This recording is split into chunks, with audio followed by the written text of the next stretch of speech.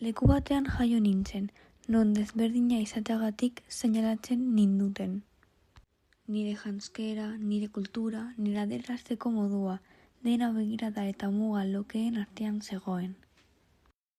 Baina kultura ez da izilean uzten.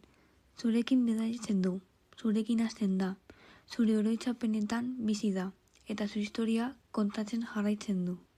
Beste leku batean, nire kultura beldurrik gabe bizi nuen, partekatzen, ospatzen, jende berriarekin elkartzen. Hemen, aniztasuna ez da arazo bat, aberastasuna da. Kultura ez da debekatzen, bizitzen da. Eskubide kulturalak ere giza eskubideak dira.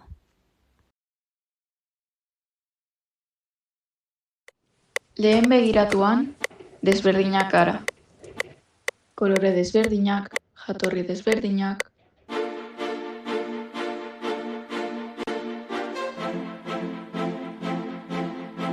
Kultura desberdinak.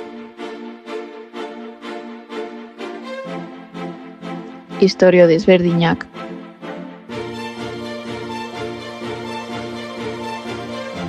Bizitzeko modu bakarrak.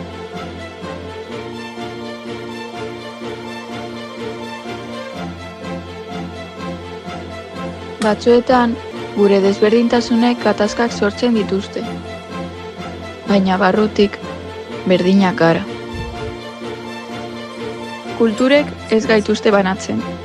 Aberastasu egiten gaituzte eta elkarrengana hurbiltzen gaituzte.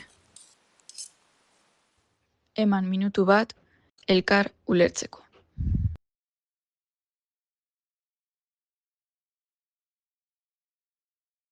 Kaixo, nota naiz. Gaur, zure eskubide kulturalak erakusteko bidaiatuko dut. Goazen! Lehenik eta behin, kultur bizitzan parte hartzeko eskubidea, dantzatu, gozatu, denok izan gaitezke kulturaren parte. Zure tradizioak mantentzeko eskubide ere baduzu, zure hizkuntza, zure jaiak eta zure istorioa. Mugarik gabe, ikasi eta ezagutza eskuratu dezakezu. Kultura pertsona guztien eskura egon behar da. Aniztasuna aberastasuna da. Kultura bakoitzak mundua ederrago eta bereziago egiten duen zerbait ematen du. Eta bai, artearen bidez adierazteko, sortzeko eta norzaren azateko eskubidea duzu, beldurrik gabe. Eskubide kulturalak guztiontzak dira, egin itzazu zeureak.